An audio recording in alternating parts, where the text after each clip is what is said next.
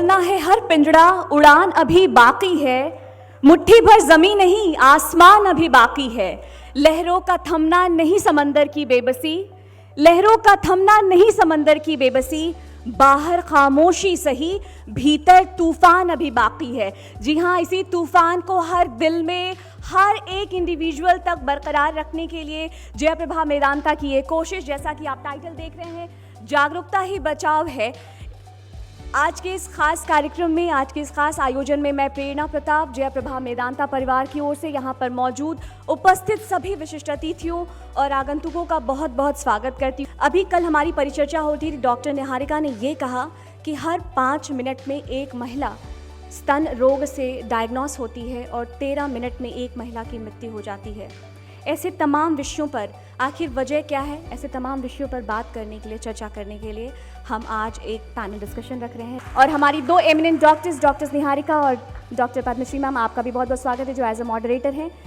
और मैं अब आपको माइक हैंड ओवर कर रही हूँ मैम, आपके सवाल और इनके जवाब। एक क्वेश्चन पूछना चाहूँगी मैम कि आप ये सालों से प्रैक्टिस कर रही हैं और देखती होंगी पहले की महिलाएं और आज की महिलाओं में कितना अंतर है अवेयरनेस के रिगार्डिंग, क्योंकि हमने वो स्कैन पे भी देखा कि महिलाओं स्तन परीक्षण को लेके अवेयर नहीं हैं, तो उसको लेकर कितना अवेयरनेस आपको दिखा है महिलाओं के बीच में?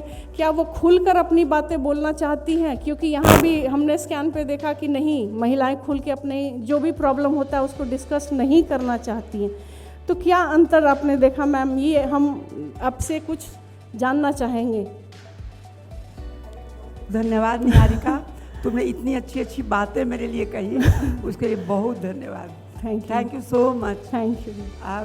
जहाँ तक जागरूकता का सवाल है, मैं तो 60 साल से अधिक से मेडिकल प्रैक्टिस में हूँ और जागरूकता बहुत आई है, इसमें कोई शक नहीं है। पहले महिलाएं बहुत कम जागरूक थी, काफ़ी सीरियस बीमारियाँ लेकर ही डॉक्टर से मिलने आया करती थी, लेकिन अब महिलाओं को देखती हूँ कि थोड़ी बहुत भी स्तन में प्रॉब्लम हो, वे आती हैं, कंसल्ट करती हैं। मतलब जागरूकता का कुछ सेक्शन है सोसाइटी की जो उतनी जागरूक नहीं है, उनको नहीं पता कि स्तन की जांच करनी चाहिए या बीच में अपना चेकअप कराना चाहिए। लेकिन काफ़ी लड़कियां जो हैं, स्पेशली जो मोबाइल वगैरह जो हैंडल करती हैं, कॉलेज की बच्चियां, स्कूल की बच्चियां और उनके परिवार वाले, उन लोगों में जागरूकता काफ़ी आई है।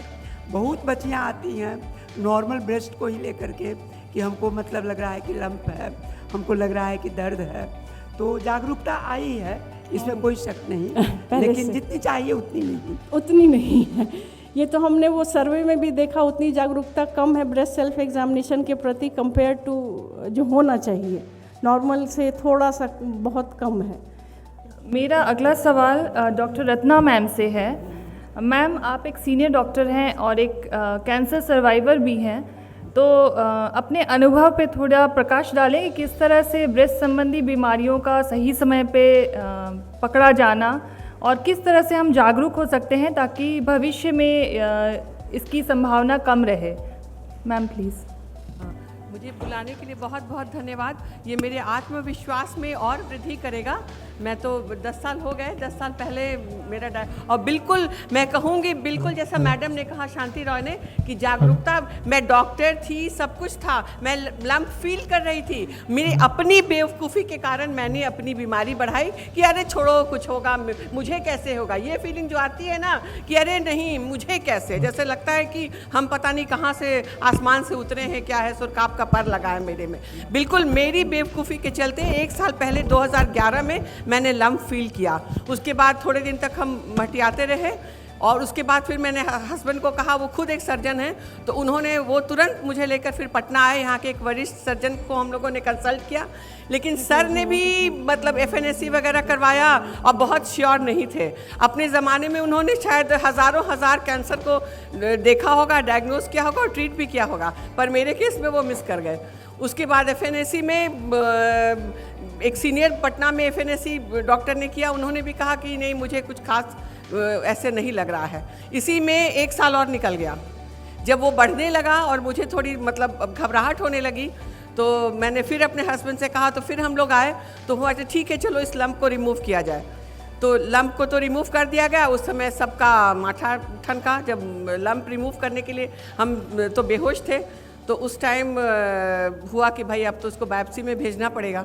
गलती तो हम ही लोगों से हुई थी, इसलिए ये तो बार बार मैडम जैसा कह रही हैं, इसको बिल्कुल आप लोग नेग्लेक्ट मत कीजिए। जहाँ भी कुछ अगर ब्रेस्ट में आप कुछ नहीं हो, भगवान की कृपा से कुछ भी नहीं हो, लेकिन आप डॉक्टर से ज़रूर कंसल्ट कीजिए, ज़रूर इस बात को बताइए कि हमको ये फील हो रहा है। भले डॉक्टर हंस के बोल दे कि नहीं आपका भ्रम है, लेकिन जाइए ज़रूर। उसके बाद तो मेरा निकल गया, बायोप्सी में आ चुका। फिर हम लोग पटना में उस समय 2012 में न पेट सिटी की सुविधा थी न कुछ, तो यहाँ से हम लोग तुरंत लोगों के सलाह से मेदांता गुड़गांव चले गए। वहाँ पे डॉक्टर हेमंत सिंगल उस समय वहाँ हुआ करते थे, वो ब्रेस्ट ऑन्कोलॉजी के ही एक्सपर्ट थे।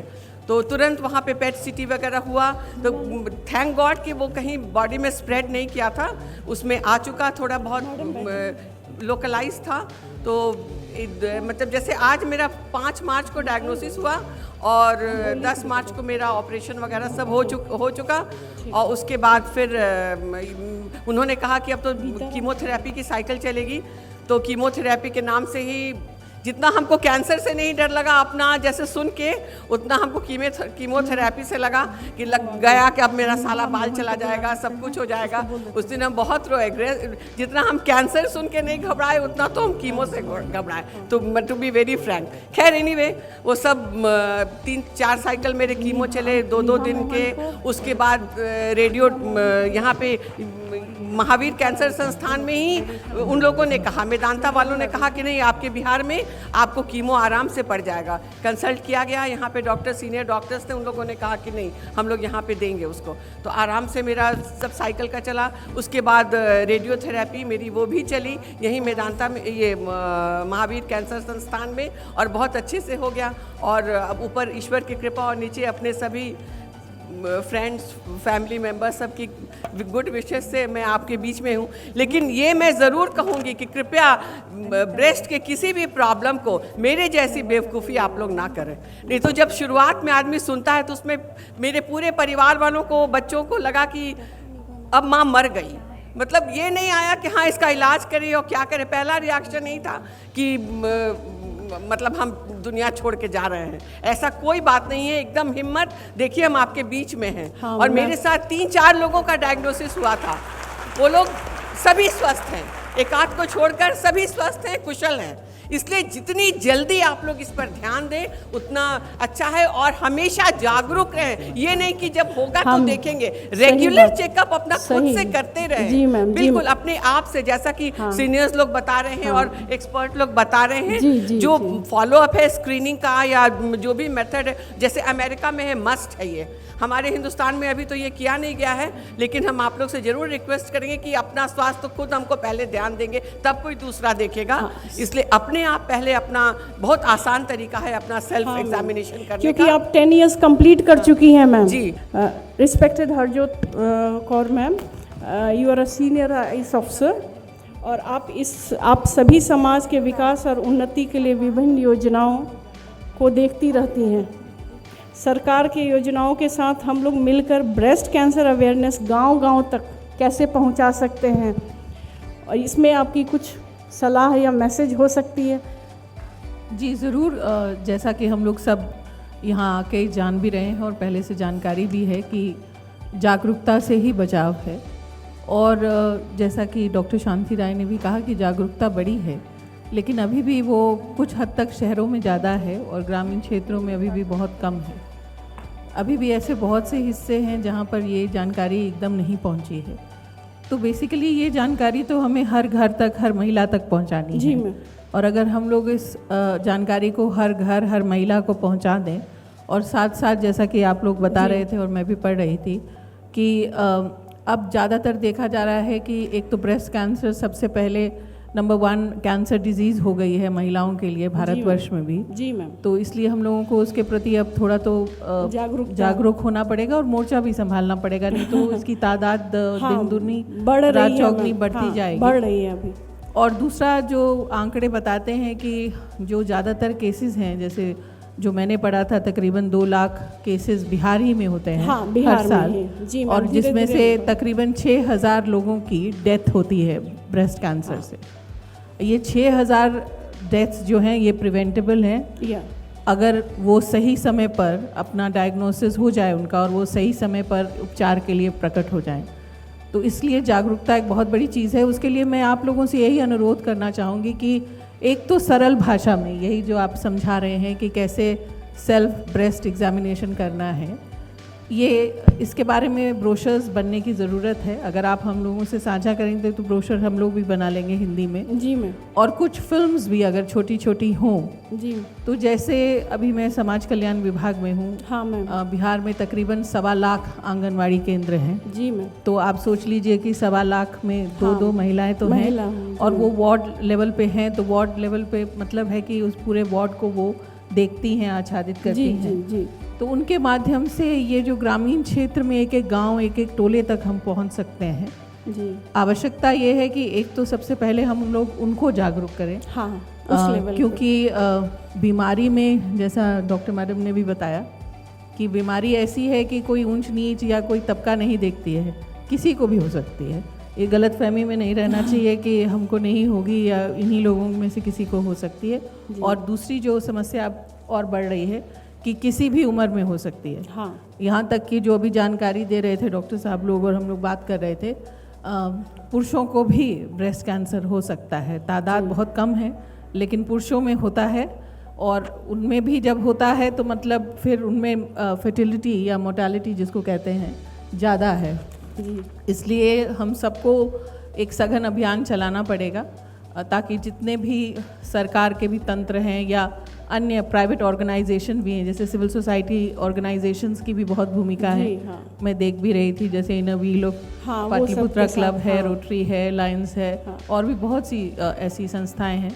उनके माध्यम से भी ये जन जागरण करना होगा और शहरी क्षेत्र में भी अपार्टमेंट वाइज या मोहल्ला वाइज जैसे कहिए डिफरेंट ऑर्गेनाइजेशन के थ्रू अगर ये जानकारी हो। दूसरी एक और चीज़ जो इसमें हमें बहुत मदद कर सकती है, जैसे हम लोग सब भारतीय प्रशासनिक सेवा के पदाधिकारी हैं या भारतीय पुलिस सेवा के हैं या अन्य भारतीय सेवाओं के जो पदाधिकारी हैं, तो ज़्यादातर सरकारी तंत्र में तो ये हो गया कि अगर आप 40 साल के ऊपर हैं तो आपको एनुअल मेडिकल चेकअप मस्ट है। हाँ, और उसमें जो महिलाएं हैं उनके लिए मैमोग्राफी या ब्रेस्ट कैंसर एक उसमें जोड़ा गया है। तो हम लोगों का तो तकरीबन होता है हर साल। और हमने ये भी पाया है कि इस एनुअल परीक्षण के कारण बहुत से पदाधिकारियों की जान बची है। हाँ, अर्ली डायग्नोसिस पुरुषों की भी और महिलाओं की भी। बहुत तरह की बीमारियां आप अपने एनुअल चेकअप में पकड़ लेते हैं सही टाइम पर और फिर उसका हम लोग निराकरण कर लेते हैं, तो बहुत से लोगों की उसमें जान बची है। ब्रेस्ट कैंसर के भी काफ़ी केसेस आए हैं बिहार में, भारतीय प्रशासनिक सेवा में भी और पुलिस सेवा में भी।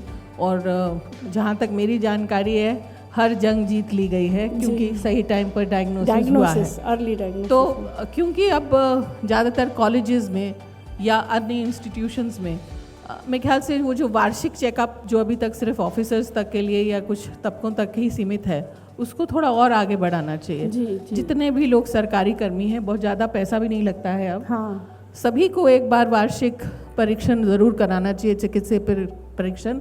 और ख़ास करके अब तो क्योंकि यंग एज में हो रहा है तो maybe we can start from colleges also, क्योंकि जैसा कि आप भी जानती हैं और मैं भी जानती हूँ, अगर आप बाहर जाइएगा, आप किसी भी कॉलेज में एडमिशन लीजिएगा USA में या यूरोप में, तो वहाँ अनिवार्य है वो आपको एक ब्रेस्ट एग्जामिनेशन और एक पैप स्मीयर लड़कियों के लिए एकदम अनिवार्य करके रखते हैं कि आपको लेना ही लेना है हर साल।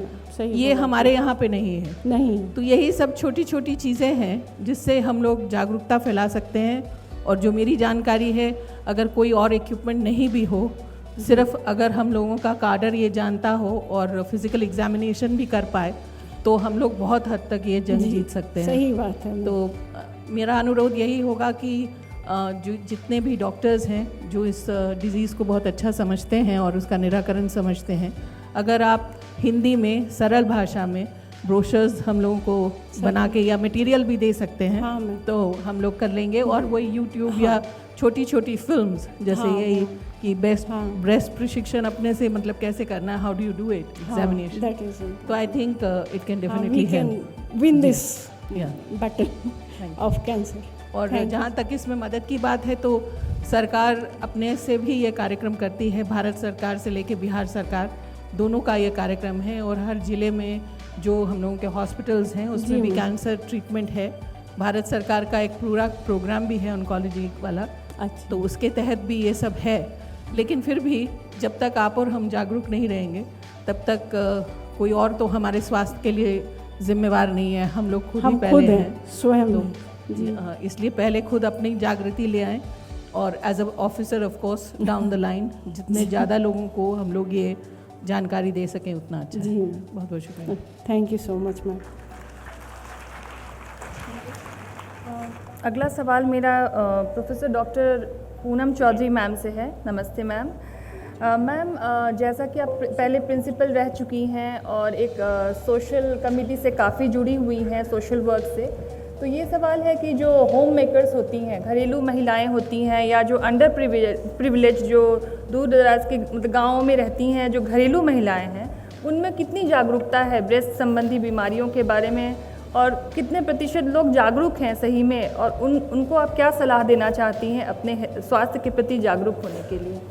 जैसा कि शांति दी ने कहा कि पहले जो समस्या थी अब बहुत कम है, तो हम शुरू करते हैं। अभी तो नापा है एक मुट्ठी ज़मीन, सारा आसमान नापना अभी बाकी है। पुरानी और रूढ़िवादी जो हमारी स्थिति थी, हमारे देश की जो आपकी विलेजेस की सोसाइटी थी या हमारा जो पुराना समाज था, उसमें महिलाएं बाहर निकलती ही नहीं थी। उन्हें बाहर निकलने ही नहीं दिया जाता था, वो रोजगार हो या स्वास्थ्य हो या कुछ भी हो या कुछ भी हो। लेकिन अब तो सरकार ने बहुत ही इंतज़ाम कर दिया है लोकल बॉडीज़ का, वो गांव हो या शहर हो, या आपके डिस्पेंसरीज़ हैं, आंगनबाड़ी हैं, बहुत चीज़ें, बालबाड़ी हैं, सब कुछ खुल गया है जहाँ की महिला जाती हैं। अगर उनका एक बच्चा बीमार होता है तो दौड़ के बच्चे के डॉक्टर के पास पहुँच जाएंगी या मिडवाइफ के पास, कहीं देखो हमारा बच्चा आके की भेले, और जो होगा उसके लिए करेंगी। और खैर अगर पति बीमार हो तो वो आकाश ही अपने माथे पर उठा लेंगी। लेकिन जो समाज की असल हृदय हैं, जो अंतर हैं, जो सोल हैं, वो अपने आप के लिए कभी सोचती ही नहीं है कि हमारे बिना क्या होगा हमारे इस परिवार का। हम सब यहाँ पढ़े लिखे लोग हैं।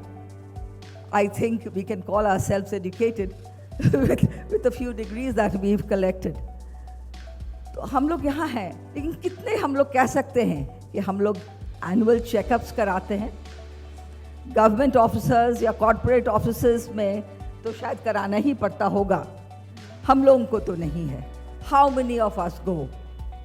The planning is there, insurance है, जब ज़रूरत चले गए यूज़ किया, लेकिन कितने लोग जाते हैं? सच पूछो तो हमने तो देखा ही, we saw the data here. ये स्ट्राइक क्यों नहीं करता है कि मेरे बिना जिनके लिए हम प्राण जान सब दे रहे हैं उनका क्या होगा? उनके लिए ही हम अपना देखभाल करें, अपनी सेवा पहले करें। हम स्वस्थ रहेंगे तभी ना बच्चों को देख सकेंगे, या पति को देख सकेंगे, या समाज को देख सकेंगे, या देश को देख सकेंगे। देश को बढ़ाना है, समाज को बढ़ाना है, घर को बढ़ाना है, तो महिला खुद पहले अपने स्वास्थ्य पर ध्यान दे, अपने खान पान पर भी ध्यान दे, बच्चों और पति की तरह। पढ़ाई लिखाई पर तो ध्यान देना ही है, स्वास्थ्य पर ध्यान दे, चेकअप्स कराएं। और आजकल तो सरकार ने, जैसा हमने कहा कि व्यवस्था कर दी है डिस्पेंसरीज में, तो वहाँ जाके वो करें। थोड़ा सा भी असमानता उन्हें, हम तो जब लोग जाते हैं अवेयरनेस कैंप्स में या स्कूल्स कॉलेजेस में, तो हम लोग कहते हैं, हाँ मैं जुड़ी हुई है कुछ सामाजिक संस्थाओं से और प्रिंसिपल भी थी एक कॉलेज में, तो हम लोग कहते हैं कि कुछ असमानता जहाँ देखो वहाँ डॉक्टर के पास दौड़ो। जी मैम। उतना ही तो एक लेमैन हम लोग समझ सकते हाँ, हैं। सही या है। कुछ दर्द हो, कहीं भी तभी जाना है। दर्द हो तो दौड़ जाए हम इग्नोर लोग। ना करें। जी मैम। तो ये जाके हम दिखाएं जी मैम। और महिला ये समझे कि ये ज़रूरी है। और अगर खुदा न खास्ता अपने टेस्ट तो हम जरूर कराएं, बहुत सुविधा है, हम लोग भी टेस्ट कराने में मदद करते हैं। इनफैक्ट हमने भेजा है यहाँ के हॉस्पिटल्स में, कैंसर हॉस्पिटल्स में लोगों का, और फ्री चेकअप्स और फ्री टेस्ट और फ्री ट्रीटमेंट भी हुआ है, thanks to the doctors here. I would like to name any. तो जब हम टेस्ट कराएंगे और खुदा ना खास्ता रोग निकल गया तो सबको लेके चलें। ये कोई बहुत अच्छी थोड़े बात ही आपने कही है मैम। छुआछूत की बीमारी है जी। ये छुआछूत की बीमारी तो है नहीं। नहीं, सही हम अपने परिवार, अपने पति, अपने समाज, अपने दोस्त, अपने बच्चों के साथ ले चलेंगे और अपना इलाज कराएंगे। रिस्पेक्टेड डॉक्टर नीभा मोहन मैम, आप ब्रेस्ट कैंसर गायनेकोलॉजिस्ट होते हुए भी आप ब्रेस्ट कैंसर पे बहुत काम करती हैं और इसके प्रति आप इसकी जागरूकता भी बढ़ाती हैं। इसके प्रति अपने अनुभव और सुझाव और कोई ऐसा कुछ एक्सपीरियंस जो कि आप हमारे साथ शेयर करना चाहें या कोई पब्लिक को कोई मैसेज देना चाहें? जी ma'am. Thank you doctor Niharika and thank you Medanta group मुझे यहाँ बुलाने के लिए। और आपने जो टर्म रखा है जागरूकता ही बचाव है, हमने काफ़ी सारे अवेयरनेस प्रोग्राम किए हैं और ये टर्म जो आपने रखा ये 100 या 200% एप्ट है। जागरूकता कैंसर, ब्रेस्ट कैंसर के लिए अगर हम कुछ ट्रीटमेंट चाहें तो जागरूकता 100% होनी चाहिए। तो मेरा इस और रुझाव होने का 2 कारण है। एक तो साइंटिफिक रीज़न है क्योंकि हम सभी जानते हैं कि कैंसर ब्रेस्ट एक प्रिवेंटेबल डिज़ीज़ है एंड ट्रीटेबल डिज़ीज़ है अगर हम इसका डायग्नोसिस अर्ली कर लेते हैं तो। सभी को मैं ये बताना चाहती हूँ कि ये एक ऐसा कैंसर है जो आप खुद भी पहचान सकते हैं। शरीर का ये एक ऐसा पार्ट है जिसे आप खुद फील कर सकते हैं। अदरवाइज़ यूट्रस है, ओवरी है, सर्विक्स है, जिसके कैंसर होने का आपको आभास तभी होता है जब डिज़ीज़ थोड़ा बढ़ जाता है। बट ब्रेस्ट कैंसर ऐसा है जिसे पहले भी शायद बताया गया मेरे आने के पहले, सेल्फ ब्रेस्ट एग्जामिनेशन। इसके तहत अगर आप खुद रेगुलरली करें, जैसा बताया गया होगा, एवरी मंथ में पीरियड के जस्ट बाद 20 इयर्स के बाद हर फीमेल अगर एवरी मंथ करें तो वो अवेयर हो जाती है कि नॉर्मल क्या है।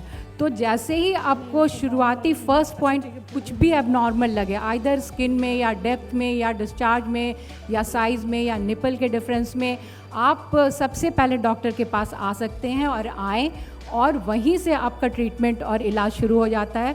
कोई ज़रूरी नहीं है कि आपकी जो एबनॉर्मलिटी मिले वो कैंसर की तरफ है, ज़्यादातर वो नॉन कैंसरस होती हैं। बट अगर जो थोड़े परसेंटेज जो कैंसर के हैं वो तुरंत पकड़ में आने की पूरी संभावना है अगर आप अवेयर हों अपने नॉर्मल ब्रेस्ट से। और आपका एबनॉर्मलिटी जैसे ही शुरू होती है, आप फर्स्ट पर्सन है कि आप खुद ही उसे पहचान लेंगे।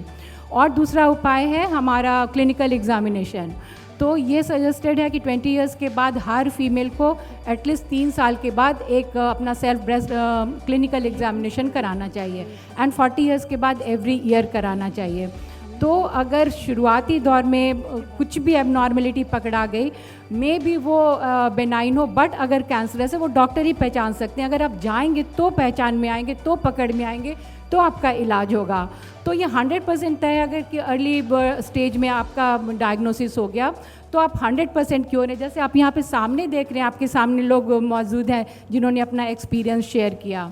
तो इस तरह से हम चाहते हैं कि ये अवेयरनेस और ये आज का दिन जो ये मेदांता ग्रुप कर रहा है, एवरी डे एवरी टाइम हर कॉर्नर में हमारे सिटी में, हमारे कंट्री में होना चाहिए, ताकि एक एक महिला इससे अवेयर हो जाए कि उन्हें सेल्फ ब्रेस्ट एग्जामिनेशन या क्लिनिकल ब्रेस्ट एग्जामिनेशन या मैमोग्राफी कब करानी है, ताकि वो डे 1 एकदम अर्लीस्ट डायग्नोसिस हो और उनका 100% क्योर हो जाए।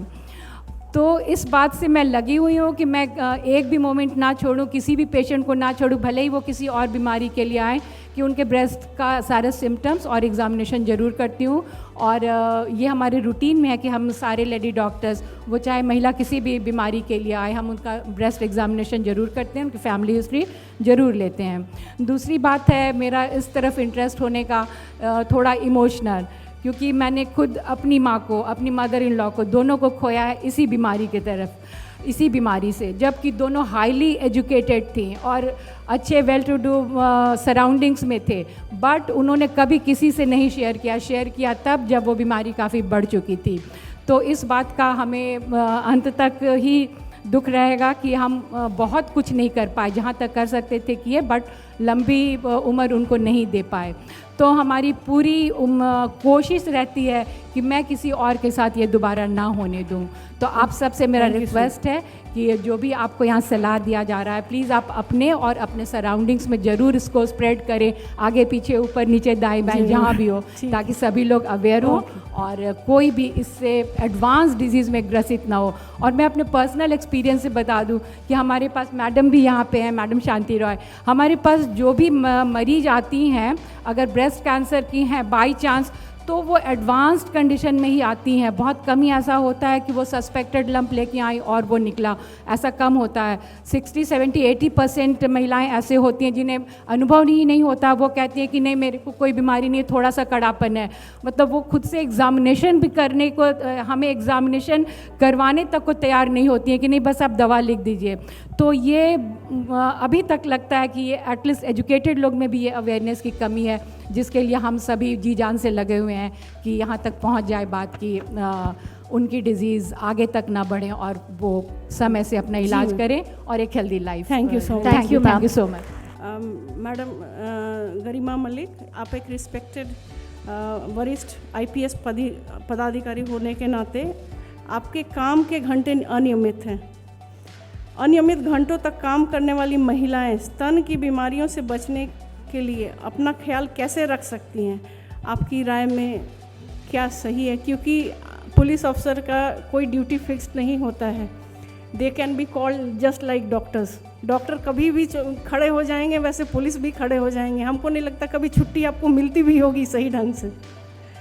तो इसलिए मैं पूछना चाहूँगी how can they. Thank you doctor साहब। और सबसे पहले मैं मेदांता ग्रुप का धन्यवाद करना चाहूँगी कि ये कार्यक्रम जो है जागरूकता का, ब्रेस्ट कैंसर अवेयरनेस के बारे में यहाँ ऑर्गेनाइज़ किया है। अभी मैं सभी पैनलिस्ट, सभी जो हैं, जो एक्सपर्ट्स हैं, अपने क्षेत्र के मेडिकल एक्सपर्ट्स हैं, सर्वाइवर्स हैं, वरिष्ठ पदाधिकारी हैं, सभी महिलाएं जो हैं उनको मैं सुन रही थी और सभी ने बहुत अच्छी अच्छी बातें की हैं, बहुत रेलेवेंट बातें हैं। लेकिन हम लोग सभी ये बात जान रहे हैं कि अभी भी हमारे कई हेल्थ इश्यूज़ हैं, specially related to female health, जिसको हम लोग जो है वो एज महिलाएं जो हैं बात करने से, एक्सेप्ट करने से जो है वो, मैं ये नहीं बोलूँगी घबराते हैं, लेकिन करना नहीं चाहते हैं। वो समवेयर हम लोग की जो सोशल साइकी है उसका वो पार्ट है कि नहीं हम कैसे जो है उसके बारे में खुल करके बात करें या डिस्कस करें। जैसे अभी मैडम ने ही बताया कि पेशेंट्स भी आते हैं तो दे डोंट वांट कि डॉक्टर भी जो हैं वो फिजिकली एग्जामिन करें। तो वो एक जो एक झिझक है, एक असहजता है अपने ही बॉडी के बारे में, अपने शरीर के बारे में और उसकी जो है हेल्थ के बारे में। वी हैव टू, हम लोग को इसको ओन अप करना है। हेल्थ को, शारीरिक स्वस्थता जो है, स्वास्थ्य जो है हमारा, उसके बारे में सोचना है। हम लोग सब जानते हैं, हम लोग सब जो है वो बड़ी बड़ी जो है वो चीज़ें पढ़ते हैं कि स्वस्थ जो है शरीर में ही स्वस्थ मस्तिष्क का वास है। तो ये सब हम चीज़ें पढ़ रहे हैं, लेकिन उसको थोड़ा सा जो है वो ओन अप करने की ज़रूरत है। इस तरह की जो कैंपेन्स हैं, इस तरह के जो कार्यक्रम हैं, ये जब होंगे तो एक पब्लिक प्लेटफॉर्म, ये सब जो है वो डिस्कोर्स जो है वो शेयर करने का, हमारी बातें जो है वो पहुंचाने का। और इस सब कार्यक्रमों का, जैसे आप ही लोगों ने पहले बोला, ये एक कार्यक्रम है, लेकिन इस कार्यक्रम को आगे हम लोग जो है वो, अभी हम लोग राजधानी में कर रहे हैं, इसको हम अलग अलग ज़िलों में करें, हम प्रखंडों में करें, गाँवों तक, पंचायतों तक लेकर के जाएँ, तो definitely over a period of time, समय के साथ जो है वो अवेयरनेस जो है वो बढ़ेगी। फिर मैम ने बोला, आपने पूछा मैम कि जो व्यस्त महिलाएं हैं, पुलिस में कार्य करने वाली या अन्य, मेरा पर्सनली मानना है कि महिलाएं जो हैं वो हमेशा व्यस्त रहती हैं। बहुत काम, भले ही जो है वो आप सो कॉल्ड जो है वो होम मेकर हम कहें कि जो है वो एक होता है कि नहीं बाहर कार्य नहीं करते, जो तो आप चाहे जो है प्रोफेशनल है, एक आप जो है बाहर कार्य कर रहे हैं या आप घर में ही कार्य कर रहे हैं, बट महिलाएं हमेशा व्यस्त रहती हैं। और जो सबसे बड़ी जो है जो इशू हो जाता है वो ये हो जाता है कि अगेन जो है वो मेरे अन्य पैनलिस्ट जो हैं सीनियर सभी बोल चुके हैं कि जब प्राथमिकता की बात आती है तो महिला जो है वो स्वयं को ही प्राथमिकता में जो है वो सबसे कम जो है वो रखती हैं। तो सबसे बड़ी बात जो है, अगर आप अपने आप को यू स्टार्ट वैल्यूइंग योरसेल्फ, तो आप अपने आप को प्राथमिकता में सबसे ऊपर मत रखिए, बट कहीं तो रखिए जहां आप सबका ध्यान रख रहे हैं। तो स्वयं के लिए अब ये जो एग्जामिनेशंस मैडम बोल रहे हैं उसके लिए कितना समय लगता है, तो 24 घंटे का जो आपका जो है एक दिन है, and you don't need to, आपको डेली करने की ज़रूरत भी नहीं है। तो उसको अगर उसमें 5 मिनट 10 मिनट स्वयं के लिए नहीं निकाल पा रहे हैं, तो फिर तो जो है दिक्कत वाली बात है। हम लोगों को अपने बारे में स्वयं जो है वो सोचना है, अपनी जो है सेल्फ वर्थ को पहचानने की जो है वो कमी है। तो फर्स्ट मेरा सबसे जो है अनुरोध रहेगा कि अपने को स्वयं की प्राथमिकता जो है बनाएं ज़रूर। आपको जो है वो डेफिनेटली अपना परिवार को देखना है, आपको ही देखना है, आप अपने कार्य को भी देखना है, लेकिन आप परिवार की देख रेख कर रहे हैं, आप कार्य अन्य कर रहे हैं, उसके लिए आपको अपने आप को शारीरिक रूप से, मानसिक रूप से स्वस्थ रखने की आवश्यकता है। So take care of yourself. मैं हूँ तभी सब कुछ है, मुझसे ही संसार है, मतलब एक जो ये भी बोला जाता है। सो एवरीथिंग, फिजिकली हम ठीक है, मेंटली हम ठीक है, इमोशनली हम ठीक है, अच्छे हैं, स्वस्थ हैं, तभी सब कुछ है। सो इस बात को we have to realise and own up.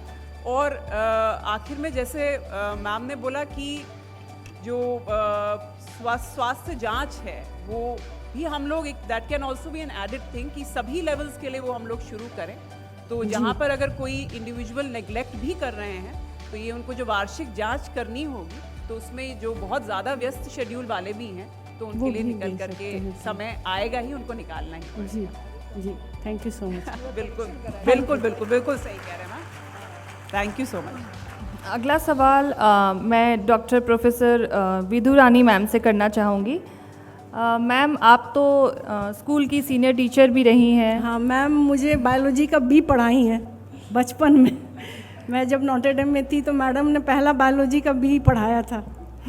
और कॉलेजेस में प्रिंसिपल भी रही हैं मैम, और आप सोशली भी काफ़ी इन्वॉल्व रहती हैं सोशल वर्क से। तो मैम ये पूछना चाहूँगी, स्कूल कॉलेजों में जो बच्चियाँ हैं, लड़कियाँ हैं, उनमें कितनी जागरूकता है ब्रेस्ट संबंधी बीमारियों के बारे में, या उनको किस तरह से जागरूक किया जा सकता है? क्या कोई एक्टिविटीज़ होती हैं स्कूल कॉलेजों में कि जिसमें उनके, क्योंकि जो मासिक जो बीमारियां होती हैं उनके लिए तो हमारे स्कूल कॉलेजों में बहुत सारी एक्टिविटीज़ रहती है, बहुत सारे प्रोविज़न कुछ हम सप्लाई भी करते हैं, लेकिन ब्रेस्ट संबंधी जो बीमारियां हैं उनके लिए क्या कोई एक्टिविटीज़ होती हैं, और किस तरह से उनको हम जागरूक कर सकते हैं, जो स्टूडेंट्स हैं, लड़कियाँ हैं जो स्कूल कॉलेजेस में पढ़ती हैं?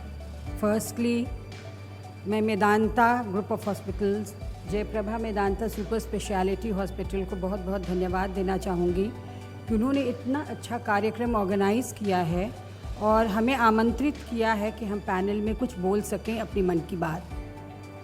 दूसरा, आज I am feeling so proud that one of my students who I have taught in the school days is standing at this platform and managing the entire activity. It's really a moment of pride for me. See, all the women should be aware of a fact, and the fact is that 90% women are at a risk of breast cancer. अब ये breast cancer का risk तो है, मगर इस risk से बचा कैसे जाए, आज इसी के लिए चर्चा हो रही है, इसी विषय पर चर्चा हो रही है। तो जागरूकता क्या है? अवेयरनेस है इस कैंसर से। और क्यों कैंसर से हमारे देश का मोर्टेलिटी रेट 8.3% है? Why is it so? It is because हम लास्ट स्टेज में डॉक्टर के पास जाते हैं जबकि सारे रास्ते बंद हो जाते हैं। अगर जो बताया गया है कि जिस तरह से हम महसूस करें और ब्रेस्ट कैंसर के ये को खुद से जान पाएँ, और अर्ली स्टेज में अगर हम डॉक्टर को अप्रोच करते हैं तो हम सर्वाइवर हो सकते हैं, हम सफ़रर नहीं होंगे। इसी बात को आजकल ये जागरूकता का कैंपेन जो है बहुत बढ़ गया है। schools, colleges, within the students, especially the girl students. Most of the schools, as a social worker also, as the president of Lions Club, हम लोग ले जाते हैं बहुत सारे डॉक्टर्स को, उनका फिज़िकल ये एजुकेशन उनको देते हैं, उनका डिफरेंट काइंड्स ऑफ चेकअप्स करते हैं, गायनेकोलॉजिस्ट को ले जाते हैं, डेंटिस्ट को ले जाते हैं, ऑप्थेल्मोलॉजिस्ट को ले जाते हैं, सबको ले जाते हैं ताकि वो बच्चे उनको सुने, और जब उनको सुनेंगी अर्ली स्टेज में तभी वो जान पाएंगी कि हाँ ऐसा भी कुछ है, हम अपने आप में ऐसा महसूस करेंगे तो हमें डॉक्टर के पास जाना है, और इसके लिए हमको उनको सुनना पड़ेगा. We don't have to be judgmental. We have to listen to them carefully. We have to remove the shy nature in them. We have to keep all they share with us private. And we have to convince them कि तुम share करो, तुम इससे मत झिझको, क्योंकि अगर यही cancer metastatic हो जाता है तो बहुत डिफ़िकल्ट है. As a biology teacher I know that metastatic हो जाने पर कैंसर का इलाज डिफ़िकल्ट हो जाता है. अर्ली स्टेजेस में ट्रीटमेंट तो होता ही है, ये कॉस्ट इफ़ेक्टिव भी होता है और सभी को इससे बचा सकता है. So let us give them this knowledge कि तुम कैंसर सर्वाइवर हो जाओ, कैंसर सफ़रर मत रहो. सफ़र करने में बहुत ही उलझनें आती हैं, और फैमिली को भी कभी कभी हम लोग बुलाते हैं, पेरेंट्स को भी बुलाते हैं और कहते हैं कि बच्चों के साथ आप मिलकर बात कीजिए, शेयर कीजिए, उनसे पूछिए कि उनको किसी तरह का प्रॉब्लम तो नहीं है. टीचर्स भी पूछती हैं, पेरेंट्स भी पूछते हैं, और मिला जुला के अभी तो करिकुलम में भी, school curriculum and even in college curriculum, we are dealing with the cancer topic. The NCERT books and all these books, they make the children aware of this cancer program, awareness, कैसे कैसे क्या करना है, कैसे हम इससे जूझ सकते हैं, कैसे हम इससे निकल सकते हैं. So I think better than things have become much better than before, and awareness has increased, but it needs to be increased more, either through digital process, the imaging, or through literary programs. और अगर गांव में है तो हम जो rural workers होती हैं, हेल्थ वर्कर्स जो होती हैं, प्राइमरी हेल्थ वर्कर्स, हम उनको ये कर सकते, ट्रेन करना होगा उनको भी. ये नहीं कि हम किसी भी इग्नोरेंट आदमी को भेज दिए ये प्राइमरी हेल्थ, नहीं. For cancer awareness we have to train them and send to different places in the villages.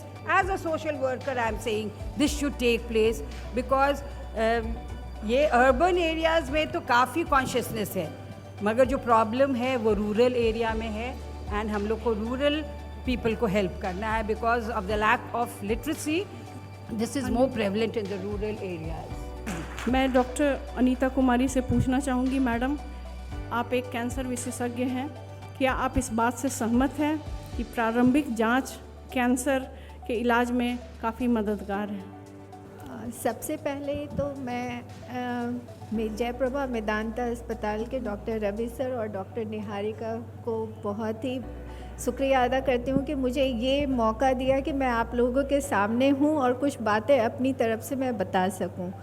हाँ, ये बहुत ज़रूरी है, और अभी के समय में जैसा कि हम सब लोग जान रहे हैं कि स्तन कैंसर अब महिलाओं में नंबर 1 कैंसर हो चुका है, तो ये हम सबकी जिम्मेदारी होती है कि हमें इसे अर्ली से अर्ली स्टेज में पकड़ना चाहिए. जैसा कि आप सभी लोग अभी पीछे जितने बच्चे लोग कॉलेजेस के दिख रहे हैं, सभी को ये तो पता होगा कि जो कोई भी कैंसर होता है, स्तन कैंसर, उसके 4 स्टेजेस होते हैं, पहला, दूसरा, तीसरा और चौथा. तो ये हम सभी की जिम्मेदारी है. कैंसर को हम होने से नहीं रोक सकते, बट ये हमारी जिम्मेदारी है कि हम उसको अर्ली से अर्ली स्टेज में पकड़ सकें, ताकि हम उसका पूरा इलाज कर सकें. और जैसा कि हमारे बीच में वैरियर्स बैठी हुई हैं, हम भी उस तरह से 10 साल और 15 साल के साथ बैठ करके अपना नॉर्मल जीवन यापन कर सकें. तो इसके लिए यह भी ज़रूरी है कि इसके क्या क्या कारण हैं और क्या लक्षण हैं. और लक्षण तो सबको पता ही होगा कि अगर कहीं भी कोई गांठ है, तो जितने सब लोग बैठे हुए हैं, अगर कहीं भी है तो उसमें हमें कुछ भी अंदर से सकुचाने की ज़रूरत नहीं है. तुरंत ही हमें अपना, जैसा बताया गया है कि सेल्फ एग्ज़ामिनेशन करना है, कब करना है, कैसे करना है. और अगर गांठ पता चलती है तो उसका हम तुरंत उसको हम अपने जो भी हमारे चिकित्सक हैं उनके पास हम जाएं और दिखाएं और आगे का कार्य करें। उसको आगे बढ़ने में है कि अगर कोई गांठ है तो इससे ये नहीं घबराना है कि कोई भी गांठ जो है वो कैंसर ही होगा। कोई भी गांठ दो तरह का हो सकता है, एक बेनाइन और दूसरा मैलिग्नेंट। बेनाइन और ये कैसे पता चलेगा, ये हम लोग जांच करके ही पता करते हैं और उस जांच की प्रक्रिया में हमारा अल्ट्रासोनो होता है और मैमोग्राफी होती है। उसके बाद अगर हम उससे आगे बढ़ते हैं, अगर हमें लगेगा कि कुछ गड़बड़ है तो जो भी हमारे चिकित्सक हैं वो बताएंगे कि आगे हमको फर्दर जाना है, तो हमारी सुई की जांच होती है, नहीं तो टुकड़े की जांच होती है। तो ये सारे प्रोसेस में जब तक आप आगे नहीं आओगे तब तक हम लोग बीमारी को अर्ली अवस्था में नहीं पकड़ सकते, और जब नहीं पकड़ेंगे तो फिर उसका इलाज भी संभव नहीं है। इलाज तो हम लोग चारों स्टेज का करते हैं, लेकिन प्रॉब्लम यही है कि अगर हमने पहले और दूसरे स्टेज में पकड़ लिया तो हमने अपना पूरा जीवन नॉर्मल जैसा है वैसे ही जिएंगे। लेकिन अगर हमने इसको तीसरे और चौथे स्टेज में किया तो ये कॉस्ट इफ़ेक्टिव तो होगा ही होगा, लेकिन हम अपनी ज़िंदगी को पूरा ठीक नहीं कर सकते। तो सबसे बड़ी बात है कि हमें इसे अर्ली स्टेज में पकड़ना है और इसके लिए निर्भीक होना है और कोई भी सख्शाने की ज़रूरत नहीं है। और इसलिए ये जागरूकता प्रोग्राम हम सभी के लिए बहुत ज़रूरी है। धन्यवाद। डॉक्टर रीता रानी मैडम, आप एक कैंसर विशेषज्ञ हैं, और क्या हर गांठ कैंसरस होता है? इस पर आप कुछ प्रकाश डालेंगी? Thank you for this question doctor Niharika. सबसे पहले तो thank you for inviting me and I can see कि पूरा मेदांता का टीम इंक्लूडिंग रवि सर यहाँ बिना मेदांता के मैं कुछ नहीं हूँ मैडम। हाँ, डॉक्टर रवि सर और पूरा Medanta, they are always behind me, we work as a family. That's great. जो ये क्वेश्चन पूछा है ना कि क्या हर गांठ कैंसर होता जी है? हर गांठ कैंसर है कि नहीं? सबसे पहले तो क्योंकि ये अवेयरनेस प्रोग्राम है, सबसे पहले तो मैं ये महिलाएं डरी रहती हैं महिलाओं में जो कैंसर है वो डिटेक्टेबल है, स्क्रीनेबल है, और उसके बाद डिटेक्ट कर सकते हैं, क्योरेबल है और प्रिवेंटेबल है। तो हम लोग को घबराने की ज़रूरत नहीं है। और जहाँ तक बात है हर गांठ क्या कैंसर होता है, तो मैं ये बताना चाहूँगी कि जितनी भी महिलाएं हमारे पास आती हैं उसमें से 80% जो गांठ होता है वो कैंसर नहीं होता है। अगर जांच करते हैं तो पता चलता है कि सिर्फ 10 से 15% ही गांठ जो है वो कैंसर होता है। पर हमारे पास जो लेडीज़ हैं वो बहुत देर से आती हैं, क्योंकि उनको लगता है कि गांठ है तो कैंसर ही है, या फिर कुछ होम्योपैथिक आयुर्वेदिक कराते रहती हैं। और जब हमारे तक पहुंचती हैं, जैसा कि और लोगों से भी सुन चुके हैं, क्योंकि मैं कैंसर हॉस्पिटल में वर्क करती हूँ, बहुत ही एडवांस स्टेज में आती हैं डिस्पाइट द फैक्ट कि ये एक स्क्रीनेबल कैंसर है। तो और क्या क्या गांठ है अपार्ट फ्रॉम कैंसर जो यंग लेडीज़ में होती है, जिसको हम लोग फाइब्रोसिस्टिक डिजीज़ कहते हैं, जिसको हम लोग फाइब्रो एडिनोमा कहते हैं, हमाटोमास और सिस, ये सब भी जो है अपार्ट फ्रॉम कैंसर लंप हो सकता है। So we have to remember that every lump in the breast is not a cancerous lump. Only 10 to 15% of the lumps are actually cancer. और वो हमें कैसे पता चलेगा? वो हमें तभी पता चलेगा जब हम अपने डॉक्टर के पास जाएंगे, क्लिनिशियन के पास जाएंगे, कैंसर रोग विशेषज्ञ के पास जाएंगे। वो कुछ उसको ट्रिपल असेसमेंट कहते हैं। आप उनका हिस्ट्री लोगे कि वो लंप कैसे हुआ, कितने दिनों से है, दर्द है या नहीं है, डिस्चार्ज है, निपल डिस्चार्ज तो नहीं है, रेडनेस तो नहीं है, ये सब कुछ सिम्टम्स होते हैं। Apart from that menstrual cycle से कोई रिलेशन तो नहीं है। एंड उसके बाद आप उसका एक रेडियोलॉजिकल एग्जामिनेशन करते हो in the form of either ultrasound और in the form of mammography, और नीड भी हम MRI भी करा सकते हैं। ये सब डिपेंड करता है। And the final gold standard जिससे हम डायग्नोसिस क्लिच कर सकते हैं कि हाँ ये कैंसर है, वो है बायोप्सी। अगर हम बायोप्सी करेंगे तो वो क्लियर कट बता देगा ये कैंसर है या नहीं है। और फिर यदि कैंसर है तो उसका हर स्टेज में, हर हाल में, जैसा कि हम सुन रहे हैं कि कैंसर 4 स्टेजेस में है, हर हाल में इलाज संभव है। सबसे अच्छी बात तो यही है कि वो हर स्टेज में हम लोग ट्रीट कर सकते हैं। जी, thank you so much ma'am. अगला सवाल मेरा मिसेस श्रुति से है। आप एक युवा कामकाजी महिला हैं, काफ़ी टाइम आपको वर्किंग आवर काफ़ी ज़्यादा रहता है मैम। तो आपको ये पता होगा, सभी को मालूम होगा कि तनाव और ब्रेस्ट संबंधी बीमारियों का बहुत गहरा संबंध है। तो जो वर्किंग लेडीज़ होती हैं उनमें तनाव को कम करने के क्या तरीके होते हैं, किस तरह से उनमें जागरूकता जगाई जा सकती है अपने तनाव को कम करने के लिए, और अपने स्वास्थ्य पे कैसे वो ध्यान दे सकती हैं? मैम बिल्कुल, धन्यवाद। मैं तो पहले मेदांता को और इस सभा में सभी उपस्थित लोगों को धन्यवाद देना चाहती हूँ कि वो लोग इस एक टॉपिक पे डिस्कस करने के लिए अग्री किए हैं और बैठे हैं। तो तनाव एक आजकल का आप देखिएगा तो नंबर 1 किलर बन चुका है। सिर्फ ब्रेस्ट कैंसर ही नहीं, आपके जैसे ही हमारे युवा आगे बढ़ रहे हैं अपने काम का और अपने घर के आगे कामों में भी इंक्रीजिंगली अपना योगदान दे रहे हैं, तो उनमें तनाव बढ़ता हुआ दिख रहा है। सिर्फ यही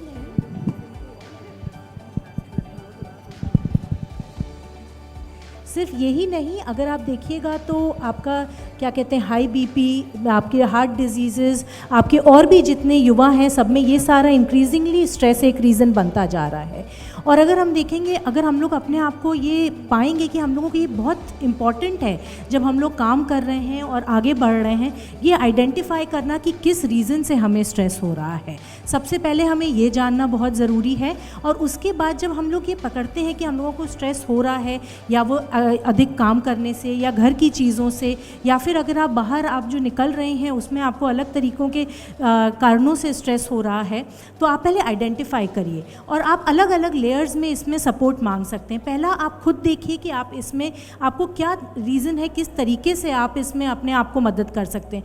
बहुत लोग हैं जिनको आपको, अगर आप एक चीज़ को लिखते हैं तो आपको उससे एक सपोर्ट मिलता है कि हाँ ये मेरा रीज़न है, इस तरह से मैं इसको सॉल्व कर सकती हूँ। और भी बहुत तरीके हैं, जैसे अगर लोगों को होता है कि एक डांस करना, सिंगिंग करना, म्यूज़िक हो गया, आर्ट हो गया, आपको अलग अलग अपनी हॉबीज़ आइडेंटिफाई करके उससे भी आप अपने स्ट्रेस को कम कर सकते हैं। और इसके बाद अब जाइए तो एक सामाजिक सपोर्ट आप जो है उसको मांगिए। आप अपने माँ बाप हैं, अपने भाई बहन हैं, अपने दोस्त हैं, अपने कलीग्स हैं, उन लोगों से शेयर करिए कि आपको अगर स्ट्रेस है, क्या कारण है, किस तरीके से आप उसका निवारण कर सकते हैं। और तीसरा, अगर आपको सच में बहुत ज़्यादा स्ट्रेस हो रहा है और इन चीज़ों से नहीं आप उसका निवारण कर पा रहे हैं, तो आप प्रोफेशनल हेल्प लेने के लिए बिल्कुल भी मत रुकिए।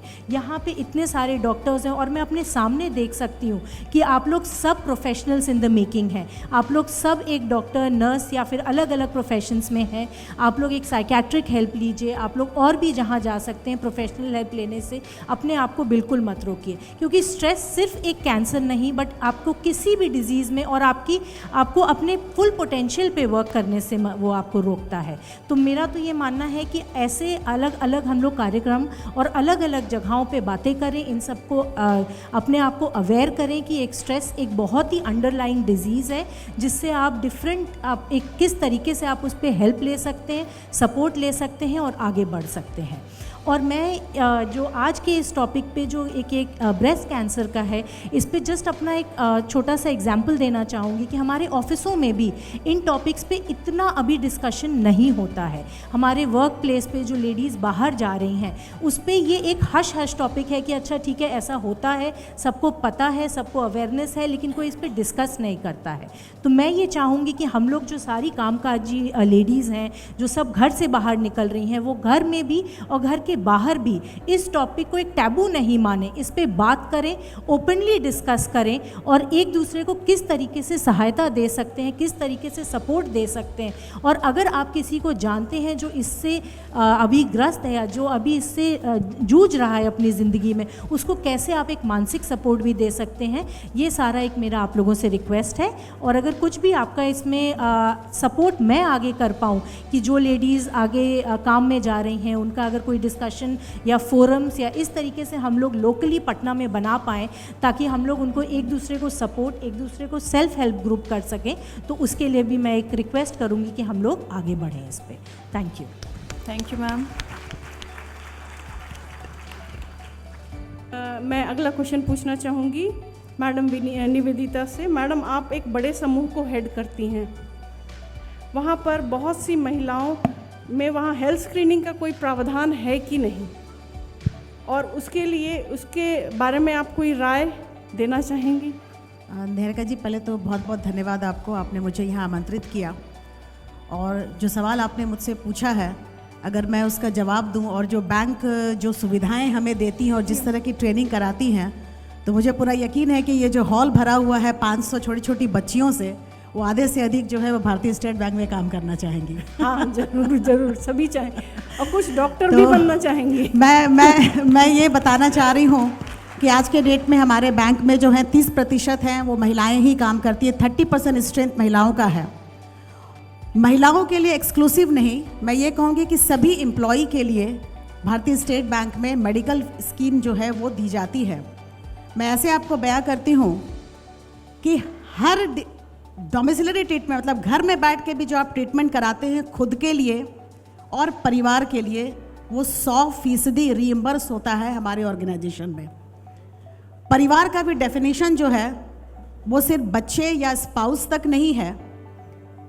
अगर एम्प्लॉय चाहे तो अपने माता पिता या सास ससुर, फिजिकली या मेंटली चैलेंज जो उनके भाई बहन हैं, डिवोर्स्ड सिस्टर, विडो सिस्टर, ये सभी के सभी जो डिपेंडेंट हैं उन पर, subject to some income criteria, इन सब का मेडिकल रीइंबर्समेंट 100% बैंक प्रोवाइड करती है। तो इस तरह, इसके अलावा बैंक के पूरे पैन इंडिया में कई हॉस्पिटल से टाई अप है निहारिका जी, आपका हॉस्पिटल भी उनमें से एक है। और हर रेपुटेड हॉस्पिटल जिसका भी आप नाम लेंगे पूरे इंडिया में, उनके साथ हमारा टाई अप है, जहाँ पर कैशलेस ट्रीटमेंट होता है। And limit is very high, दो देयर इज़ ए लिमिट, पर वो इतना सीलिंग उसकी हाई है कि लगभग जो एक्सपेंडिचर है क्रिटिकल इलनेस के, वो सभी के सभी कवर हो जाते हैं। तो सुविधाएं देती है, एग्जीक्यूटिव हेल्थ चेकअप की सुविधाएं हैं। हाँ, हालांकि हमारे यहाँ सरकारी नौकरियों में जैसे है कि मैंडेटरी है हर साल, वो हमारे यहाँ मैंडेटरी नहीं है, हमें मोटिवेट करना पड़ता है कि आप एग्जीक्यूटिव चेकअप कराएं, ईयरली कराएं, ताकि अर्ली डायग्नोस हो सके। और मैं एक और चीज़ यहाँ पर बताना चाहूँगी कि ना सिर्फ वर्किंग एम्प्लॉय के लिए, हमारे यहाँ जो रिटायर कर जाते हैं उनके लिए भी मेडिकल सुविधाएं आगे बनी रहती हैं। ये शायद किसी ऑर्गेनाइजेशन में नहीं है, सिर्फ स्टेट बैंक में है, subject to payment of certain very low amount of premium. तो इसलिए मैं कहूँगी कि सुविधाएं हैं, लेकिन जागरूकता ही बचाव है। मेरी अपील रहेगी अभी भी सब लोगों से कि जो एग्जीक्यूटिव हेल्थ चेकअप है या जो रूटीन चेकअप है उस पर फोकस होना चाहिए। और मैंने एक चीज़ देखा कि हेल्थ इंश्योरेंस के बारे में आपने जो सर्वे किया, लोगों को मालूम नहीं है, तो मैं ये बता दूं कि लाइफ इंश्योरेंस सबको पता रहता है, हेल्थ इंश्योरेंस नहीं मालूम रहता है।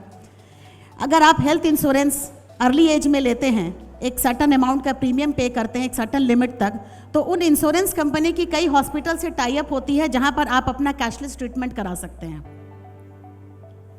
तो इसको भी आपको देखने की ज़रूरत है। और महिलाओं को मैं खासकर बोलूँगी कि मैंने भारतीय स्टेट बैंक में जो फैमिली का डेफिनेशन बताया, तो चलिए कि एम्प्लॉई है तो पत्नी है, हाउसवाइफ है, उनको तो मिल ही रहा है, लेकिन अगर आपके हस्बैंड हैं, वो एक ऐसे ऑर्गेनाइजेशन में काम करते हैं जहां मेडिकल फैसिलिटी नहीं है, तो उनका भी आपको स्टेट बैंक पेमेंट करती है।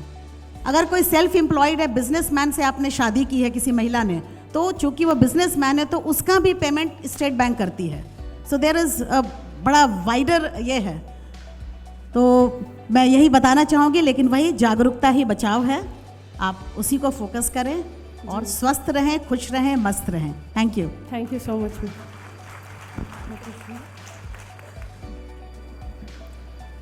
मेरा सवाल मिसेस विनीति कोचर मैम से होगा कि आप भी एक यंग वर्किंग वुमेन हैं, उद्योग जगत से आप संबंधित हैं, तो आपके हिसाब से ब्रेस्ट संबंधी बीमारियों और अर्ली डिटेक्शन जो ब्रेस्ट कैंसर है उसमें आप कितनी जागरूक हैं, और क्या मैसेज देना चाहेंगी जो आपकी फ़ीमेल एम्प्लॉयज़ होती हैं कि उनको किस लेवल पे जागरूकता की ज़रूरत है, क्या करना चाहिए ma'am? Thank you doctor Deepa. Actually ये जो इशू है ब्रेस्ट कैंसर अवेयरनेस का, ये एक ऐसा इशू है जो बहुत पर्सनल है, और also it's something that you know there is a lot of social kind of stigma attached to it may be, and as a women that's something I would feel very conscious about. So जैसे कि last year हम मेदांता आए थे हमारा full body checkup करवाने के लिए, हमने पूरा पैकेज लिया था, मुझे मैमोग्राफी नहीं करवानी थी स्पेसिफिकली, क्योंकि मुझे वो self conscious kind of feeling थी कि ये क्यों करे, मुझे कोई प्रॉब्लम तो है नहीं। सेकेंडली मैं नहीं चाहती थी कि कोई मुझे फिज़िकली इंस्पेक्ट करे, तो फिर मैंने ask, I mean, जो technician था, I asked them, I hope there's no male inside. They said, no ma'am, don't worry, there's only females who will be taking care of you. And it was very professional. So it was handled very well, but you know, subconsciously हम सोचते हैं कि पता नहीं वहाँ जाएंगे कैसा होगा क्या होगा, तो वो थोड़ी सी झिझक होती है. And I think that's what, and also you know, अगर कुछ हुआ तो उसके बाद क्या होगा, फैमिली प्रेशर या लोग क्या कहेंगे, क्या ब्रेस्ट लूज़ करना पड़ेगा अगर ये इशू हो जाए. तो ये जो सोच होती है ये हमें बहुत डरा देती है और फिर हम उसके बारे में दूसरा कदम नहीं लेना चाहते. तो आई थिंक थोड़ा सा लोगों को थोड़ा रिलैक्स करने के लिए कि घबराने की दरकार नहीं है, आप बस एग्जामिन करो और बाकी सब खुद ब खुद हम देख लेंगे, आपको डिस्कम्फर्ट नहीं होगी. आई थिंक वो एक इशू है. जी ma'am, thank you so much. Vinita ma'am, मैं आपसे पूछना चाहूँगी, आपकी जो आप एक कामकाजी महिला हैं और बहुत ही आपका जो टाइम्स है वो बहुत ये है, मतलब कि अपने व्यस्त इससे आप कैसे टाइम निकालती हैं और कैसे अपने आप को टाइम देती हैं, क्योंकि जैसे हमारे इसमें था तो इसके लिए आप बाकी महिलाएं या जो भी यहाँ पे लड़कियाँ हैं उनको कुछ राय देंगी कि कैसे वो अपना लाइफस्टाइल में कुछ चेंजेस ला सकें जिससे कि वो इसको स्ट्रेस और ये वर्कलोड रिड्यूस करते हुए एक्सरसाइज भी करती रहें. मैं सभी को बताना चाहूँगी कि देखिए हम लोग तो सब एम्पावर्ड हैं and all of us are aware whoever are present here. मैं तेल बेचती हूँ, तेल बेचने के साथ हाँ stress, doctor you are very right, we are on job 24/7. But जब हम उसी काम को एंजॉय करने लगते हैं तो the stress gets reduced a bit. और doctor, just going away from what you have been asking me was a few yeah, things you can which say are very anything personal, on this very personal. because everything has been discussed, I think. Right. So. And when you are sitting amidst the doctors and the bureaucrats, you find yourself a bit dizzy. But yes, thank you Medanta. एक चीज़ जो मैं सबको बताना चाहूँगी कि बिहार में हमारे, आप जस्ट बताओ कितने गांव होंगे. There are about 45,000 villages in Bihar. Panchayat करीब 8,000 पंचायत हैं. Okay ma'am. And house holds, जो घर बोला जाता जो हाउस होल्ड है वो करीब करीब है 2.5 करोड़ हाउस होल्ड है. यानी कि हमारी पॉपुलेशन 13 करोड़ पॉपुलेशन में से 2.5 करोड़ घर हैं, house holds. And out of those 2.5 crore house holds हमारी एलपीजी जो सिलेंडर है which is a necessity for everyone 2.28 crore घरों में जाती हैं. So doctor, just a hint for you, if you want to reach to this women, and wherein out of these 2.28 households that LPG जहाँ पे हैं, उसमें से करीब 1.16 करोड़ उज्ज्वला कनेक्शन है जो कि women को ही दिया जाता है. So you can very well directly say that 1.16 crore women are directly under you, whom we can help out apart from working in Patna or in the main cities. I'll help you reach out to these 1.16 crore if wanted. Thank you so much, ma'am. Kaur ma'am, Thank you. Kaur ma'am, मैं Indian oil से हूँ ma'am. कभी लगे that we need to reach out to this women, ma'am, I'm there. And being head of planning and coordination for Bihar and Jharkhand Indian Oil, maybe that मैं कुछ कर सकते हो and I'll be happy assisting doctor. So we can reach out because this LPG panchayats we have in each and every village, that is mandatory by the government. तो यदि वो LPG में हम safety check कर सकते हैं तो why not a breast check? Sure. Thank you. Thank you so much, ma'am. Next question मैं मिसेस रिचा मैम से पूछना चाहूँगी. बीइंग अ वर्किंग लेडी, उद्योग जगत से आप संबंधित हैं, तो आपको ये ब्रेस्ट की बीमारियों के लिए जो स्क्रीनिंग है या जागरूकता सेल्फ एग्जामिनेशन, उसके बारे में आपका क्या सुझाव है ma'am? Hi, thank you. Hello. Yeah, good evening everybody. And thank you so much to Medanta. कोई भी event plan करना is such a difficult thing, I know that. We are in that business. So, thumbs up for the effort, great effort on your part. And जहाँ तक इसका है, I mean 40 तो मैंने काफ़ी पहले क्रॉस कर लिया था. So I know कि आई मीन लकीली मैं काफ़ी रेगुलरली अपना मैमोग्राफी वगैरह कराती हूँ. I mean everything related to health is very dear to me. तो पर्सनली आई वुड से मेरा लेवल ऑफ अवेयरनेस तो is all right and I have always taken care of myself. Poonam di, I'm one of those. I put myself very much in line with my husband, my kids, everybody. Yeah. I have always taken care of myself, and I would say कि मैं fairly aware हूँ. And after this, जो still मेरे लिए informative था काफ़ी program, I'll make sure कि मेरे organization में more and more people find out. Some of my employees are here as well, but we'll make sure कि हम इसे carry forward करें, take information from you, and as much as possible अपनी organization में I'll make sure as many people can be aware as possible. Thank you. Thank you so much. Mamta ma'am, आप कुछ शब्द बोलना चाहेंगी? Thank you, Dr. Ravi, Chairman Vedanta, and Niharika ji, Dr. Ranjan, and other doctor colleagues who approached me for making me aware about cancer. I have gone through this disease. This was the first thing I told them. How? My father. I was very, very close to my father, and I lost him, unfortunately, many years, in fact, more than a decade back, in cancer.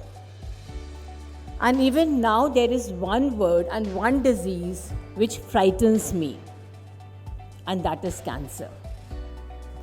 So when they approached me, the first thing that came to my mind was that we should reach out to the society. हमें society के पास जाना चाहिए, because अगर कोई भी छोटी सी चीज़ हम महसूस करते हैं कि कैंसरस हो सकती है, तो जो हमारा सबसे पहला फियर होता है that is fright and death. जैसे कि मेरी बड़ी बहन डॉक्टर रत्ना ने कहा, I have seen her in pain, I have gone through her whole disease, if she can remember, and I've seen her in chemography also. So, and I've held my father in the last days when he was dying, and I knew he was dying. So मेरे को लगता है कि cancer को लेके जो हम लोग के अंदर एक फियर है, आज भी मैं इस वर्ड को सुन के डरती हूँ. When I am, I think, above 50. तो जो यंगर जनरेशन है, अगर हम लोग उसको ये बता सकें कि cancer is not all about death, it's not all about fear, it's not all about running away from it, it is accepting, fighting and winning. Because अगर हम लोग फर्स्ट स्टेज कैंसर्स में, सेकेंड स्टेज कैंसर्स में अच्छे hospitals को approach कर सकते हैं और हम लोग उसको एक्सेप्ट कर सकते हैं with the acceptance of family support, because इसमें फैमिली और फ्रेंड्स का बहुत इम्पॉर्टेंट रोल होता है. And that is what I told doctor Niharika also. Doctor, when somebody comes to you who is cancerous, please tell him you can survive, because survival is in the hands of the doctors. अगर वो आपके अंदर वो confidence दे देते हैं कि आपकी बीमारी ठीक हो जाएगी, तो I think 70% of the battle is won. I'm very, very thankful to this whole group of making me a part of this such a big system, such a big awareness. इसमें से कुछ लोग जो स्टेज पे हैं, जिनको मैं जानती हूँ, उनको भी मैं पर्सनली थैंक करना चाहूँगी. And one of them is Mrs. Harjot Kaur ma'am. I have known her personally for the past 15 years when she approached and when I approached her and she came to my school as a chief guest. मैं उनकी बातें सुन रही थी. हम लोग को समाज कल्याण विभाग का अगर पूरा सपोर्ट मिल जाता है, I think we can reach out to the society. यहाँ जितने भी लोग बैठे हैं वो सब किसी ऑर्गेनाइजेशंस को हेड कर रहे हैं. तो हेड करने वाले अगर सिर्फ अपने ऑर्गेनाइजेशन में ये सेंसिटाइजेशन कर दें और अपने एम्प्लॉयज़ को, बिकॉज आज की डेट में there are so many government schemes, जैसे कि जिनके पास इंश्योरेंसेस नहीं हो सकते, because insurances many a times are very costly.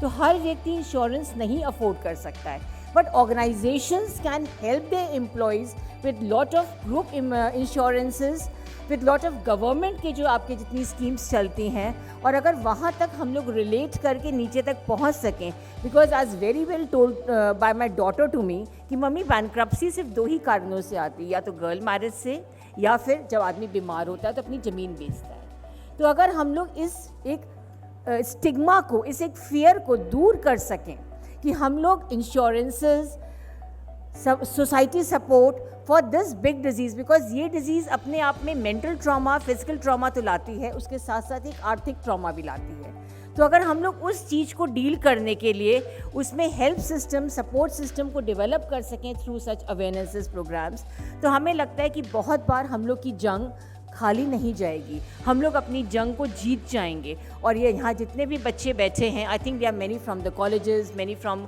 Nursing institutes and representing different new professional organisations, तो उन तक ये अवेयरनेस जाना चाहिए कि हमें कैसे अपने ऑर्गेनाइजेशंस को पेस्टर करना है फॉर गवर्नमेंट स्कीम्स, कैसे पेस्टर करना है फॉर डिफरेंट सपोर्ट सिस्टम, कैसे पेस्टर करना है। हम में से किसी एक ने कहा था कि हमारा जो एक बड़ा समुदाय होता है वो परिवार भी होता है, समाज भी होता है, तो हमें पेस्टर करना है उस सोसाइटी को और हमें इस जंग को जीतना है। वीना दी ने अभी कहा कि IOCL में उनके पास एक बहुत बड़ा संस्थान है, हमें लगता है कि सभी के पास है। रिचा ने भी यही कहा, सभी ने यही कहा कि they have big organisations, they are heading big organisations. So I think next time we should reach down to the organisational levels and see to it कि जितने भी ऑर्गेनाइजेशंस के हेड हैं वो अपने एम्प्लॉयज़ को कैसे इस तरह के मैमोग्राफिक चेकअप्स के लिए सपोर्ट कर रहे हैं। और हमें जो लास्ट टाइम डॉक्टर रंजन से बातचीत हुई थी कि Vedanta is having 25% of free medical उनके पास है। I think if I am doctor Ravi, if I am not wrong, शायद 25% को आप लोग गरीब लोगों को जो गरीबी रेखा के नीचे हैं उनको पूरा सपोर्ट सिस्टम देते हैं, उनका फ्री चेकअप से लेके फ्री मेडिकल ट्रीटमेंट तक होता है, if I am not wrong about it. So अगर ये चीज़ें हम लोग डिफरेंट ऑर्गेनाइजेशनल हेड्स को कम्युनिकेट कर सकें और उनके पास से वैसे एम्प्लॉयज़ आ सकें जिनको फॉर्चुनेटली और अनफॉर्चुनेटली फाइनेंशियल ट्रॉमा नहीं हो, तो हमें लगता है कि हम लोग ये जंग जीत जाएंगे। And I am very thankful to Niharika, to doctor Deepa and to doctor Ravi and doctor Ranjan who have been a constant part in this awareness program, because much of it while I was going through the questionnaire, तो बहुत सारे questionnaires में हमको भी कुछ चीज़ें समझ में आई जो शायद मैं नहीं जानती थी, और हमें लगता है कि ये जागरूकता हम सबको बचाव की तरफ लेके जाएगी, प्रेरित करेगी, और ऐसे बहुत सारे प्रोग्राम्स की ज़रूरत है। पर्सनली जो क्या कहते हैं, हम लोग के पर्सनल एक सिंपल रिक्वेस्ट पे यहाँ पे लोग आके बैठे हुए हैं। I am thankful to one and all कि उन लोगों ने इसको जो है एक पर्सनल एंडेवर लेके इसको एक इतना सक्सेसफुल प्रोग्राम बनाया, एंड टू वेदांता ग्रुप कि वो इस तरह के प्रोग्राम्स और करे। And let's go down to the village level, let's go down to the organisational levels so that we can beat cancer, not only breast cancer but all cancers, so that nobody loses a father, brother, sister, mother in a very painful way, because losing your parents, losing your siblings, losing your family or even society members through such a painful disease is very, very traumatic. So it's the first victory that we are going to be aware about cancer. Thank you. Thank you, Mamta ma'am, for your valuable words. Last question is for Dr. Binda Singh ma'am. Ma'am आप एक clinical psychologist हैं, आपने पूरा discussion सुना। महिलाएं जाती हैं, screening के लिए जाती हैं, अगर दुर्भाग्यवश वो ब्रेस्ट कैंसर निकलता है मैम, तो इसमें वैसी महिलाएं जो होती हैं जिनमें डायग्नोसिस हो जाता है ब्रेस्ट कैंसर, तो कुछ महिलाओं में देखा जाता है वो रोने लगती हैं, डिप्रेशन में चली जाती हैं, अपनी बीमारी के बारे में किसी को बताना नहीं चाहती हैं।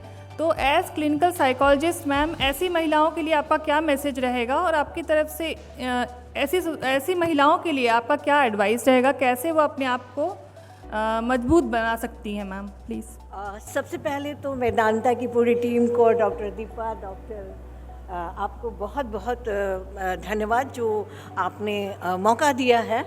और मेंटल हेल्थ की बात करना इसलिए भी ज़रूरी हो जाता है क्योंकि जब तक हम फिज़िकली तभी फिट होंगे जब हम मेंटली अपने आप को एश्योर करेंगे। आपने एक प्रश्न किया कि जब किसी को पता चलता है कि उसको कैंसर का इफ़ेक्ट हुआ है, तो सोचिए कितना पेनफुल होता है, क्योंकि उसके सामने इतनी पैनिक सिचुएशन आती है कि अब मेरा क्या होगा, मेरे फैमिली का क्या होगा, मेरे बच्चे क्या होंगे, हमारा क्या होगा। मतलब सोचिए कितना दर्दनाक और कितना दुखद परिस्थिति होती है। लेकिन जो बातें हमारी हो रही हैं उसमें जो एक चीज़ आपको बताना चाहेंगे, एक चीज़ जो बहुत ही इम्पॉर्टेंट है वो है जो विक्टिम है, जिनको कैंसर से सफ़र कर रही हैं, लेकिन अगर उन्हें निकालना है तो सबसे पहले उनकी फैमिली काउंसलिंग हम लोग करते हैं, क्योंकि परिवार ही एक वैसी संस्था है, समाज है, जो उसको मेंटली स्ट्रांग बनाने के लिए तैयार करती है। कहने के लिए तो बहुत सारे, मतलब अगर आप प्रॉब्लम में हैं, आपके साथ कोई पैनिक अटैक हो रहा है इस तरह का, तो उस समय आपको अगर आपके डॉक्टर कंधे पे हाथ रख के सिर्फ इतना ही बोल देती हैं, हम हैं ना, आपके साथ मैं हूँ और आप जल्दी ठीक हो जाएंगी। और हमारे यहाँ विडंबना ये है कि जागरूकता की कमी की वजह से हमारे दिमाग में एक पूर्वाग्रह, एक प्रेजुडिस थॉट है कि कैंसर का मतलब जीवन का ख़त्म हो जाना। इस चीज़ से खुद को हमें निकालना है। आज भी बहुत सारे इन्होंने फोटोग्राफ दिखाए और उसमें बताया, डॉक्टर निहारिका ने उस समय बताया कि देखिए ये लोग इस जंग को जीत चुके हैं। और ये जो पॉजिटिव एटीट्यूड होता है, पॉजिटिव अप्रोच होता है, आपको फिजिकल डिजीज से लड़ने के लिए तैयार करता है। कहते हैं ना, हमारा व्यवहार, हमारी थॉट, हमारे मेंटल स्ट्रेस को कम करने के लिए और बीमारियों से लड़ने के लिए बहुत कामयाब होती हैं। हमारा जो ट्रीटमेंट होता है वो कॉग्निटिव बिहेवियर मॉडिफिकेशन होता है। आपको होप थेरेपी, आपको बताना होता है कि जीवन आपके पास है और आप जीवन से लड़ के जीत सकते हैं। एक छोटा सा एग्जाम्पल मैं शेयर करना चाहूँगी। अगर मैं गिर जाती हूँ और गिर के मैं शर्मा जाती हूँ तो लोग हंसते हैं, लेकिन वहीं गिरने के बाद अगर ये मुस्कुराती हुई ये कहती हूँ मैं गिर गई, तो आपकी ज़ुबान आपके साथ मजाक नहीं उड़ाती है, आपको सपोर्ट करती है। और ये कैंसर शब्द जो है, जिससे हम लोग एक स्टिग्मा छुपते हैं, लोगों को बताने में शर्म करते हैं, ना ना ना ना। यहाँ तक कि हमने ऐसे फैमिली को देखा जहाँ अगर कैंसर डेथ हुआ तो परिवार वाले कहते हैं अरे बाहर मत जाना, मत बताना, अरे क्या हो गया, ऐसे बोलते हैं जैसे कि हमने उसको निमंत्रण दे के बुलाया। लेकिन अगर थेरेपी, कॉग्निटिव थेरेपी होती है, उसमें उसको बताया जाता है आपने होप नहीं छोड़ना है। लाइफ में आपका एक्सीडेंट हो जाता है, हम मर जाते हैं, आपको तो पता चल गया, आपके पास तो बहुत रास्ते हैं जीने के लिए, आगे बढ़ने के लिए। तो आपके थॉट्स को, आपके थॉट प्रोसेस को, आपके जो भी चैलेंज है उसको एक्सेप्ट करना है और उसके साथ आपकी लड़ाई कायम रखनी है। इसके लिए आपके पास जो भी है, ममता जी ने भी बताया कि मेंटल हेल्थ, अगर आप स्ट्रांग बनते हैं ना, फिजिकल को मात करने में आपको देरी नहीं लगेगी। और आज के डेट में मेरे पास कम से कम 5 पेशेंट हैं जिनको ब्रेस्ट कैंसर है, और अगर हमको लाना होता या उनको बुलाना होता तो वो खुल के बोलती कि आज मैं कितना स्वस्थ हूँ। और हर दिन उनसे कहा आप जी सकती हैं, आप अपना संतुलित भोजन, अपना व्यवहार, अपने पॉजिटिविटी को आप कायम रखिए। और आज वो लड़के, और उनकी डॉक्टर ने एक बात ज़रूर कहा, मैंने इसका इलाज किया, लेकिन इन महिलाओं ने अपने बलबूते, अपने आप को स्ट्रांग बना के, अपने सेल्फ मोटिवेशन के द्वारा अपने आप को ठीक किया। तो सबसे बड़ी चीज़ है हमें अपने खान पान से साथ साथ पॉजिटिव एटीट्यूड को हमारे एक अस्त्र बनाना है। जीवन की लड़ाई को हम तब लड़ सकते हैं जब हम मेंटली स्ट्रांग होंगे, और मेंटल हेल्थ, फिजिकल हेल्थ एक दूसरे से रिलेटेड है। और मैं डॉक्टर लोग से भी एक रिक्वेस्ट करना चाहूँगी कि आपके पास जो भी इस तरह के विक्टिम आते हैं, जो भी बीमार आती हैं, उससे एक बार ज़रूर एश्योर कीजिए कि मैं आपके साथ हूँ। और मैं उनसे भी ये कहना चाहूँगी, आप खुद पे विश्वास करिए, अपने परिवार पे विश्वास कीजिए और डॉक्टर पे विश्वास कीजिए जो आपको तन मन लगा के आपके जीवन के लिए हमेशा हल पर रहती हैं। और थेरेपी एक्चुअली बोलना बहुत आसान है, यहाँ पर बहुत ज़्यादा चिल्ला रही हूँ, लेकिन जब थेरेपी होती है तो एक वातावरण बहुत ही कोजी होता है। आपके कॉग्निशन को, आपके थॉट्स को, आपके फीलिंग्स को, आपके इमोशंस को जो ख़त्म हो गया था उससे उसको निकालने के लिए हम लोग कोशिश करते हैं। और वही हमारे एक डॉक्टर टीम जो होती है एक बीमार को निकालती है और एक जीवन देती है, और एक जीवन नहीं देती है, पूरे परिवार को, पूरे समाज को और पूरे घर को एक खुशहाल वातावरण देती है। धन्यवाद। थैंक यू मैम, सभी को मेंटली एंड साइकोलॉजिकली एनकरेज करने के लिए thank you so much for that. बिल्कुल, मंजिलें क्या है, रास्ता क्या है, हौसला हो तो फासला क्या है। आज हमारे जितने भी पैनलिस्ट यहाँ पर मौजूद थे सभी ने एक ही बात की कि जागरूकता ही बचाव है, और इस पर पूरा समर्थन दिया। और उन्होंने ये बात भी कही कि अपने हौसले बुलंद रखें, चाहे परिस्थितियाँ कैसी भी हो, हमें हौसला नहीं हारना है।